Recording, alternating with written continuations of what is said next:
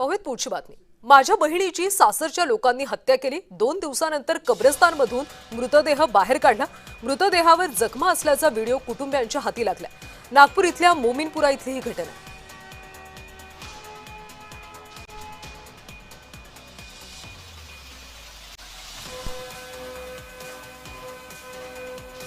उसमें कॉल पर वो रो रही थी और जेठ और घर वालों के हिसाब से बता रही थी कि मेरे ऊपर अत्याचार कर रही है और ये मेरे को मार डालेंगे करके।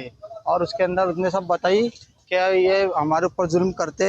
और उससे पहले भी उन्हें कॉल करके बताई थी कि ये लोग मेरे को दहेज के लिए टॉर्चर करते करके, दहेज कम दिए ऐसा। और जेठानी ये उसको वैसे भी जब थी ना घर में वैसे भी टॉर्चर करते थे। सर्व नातेवाईक 150 ते 200 जमाव त्या ठिकाणी आला होता। आम्हाला न्याय मिळावा आणि या ठिकाणी ती कारवाई करावी यासाठी आम्ही स्वतः आणि माननीय आमचे झोनचे डीसीपी गणेश शिंदे सर हे सर्व आम्ही कायदेशीर प्रक्रिया सर्व पूर्तता करून वरिष्ठांची चर्चा करून या गोष्टी मग या ठिकाणी मग आम्ही त्यांच्या आदेशानुसार या ठिकाणी अनैसर्गिक मृत्यू या सदराखाली आम्ही गुन्हा दाखल केलेला आहे।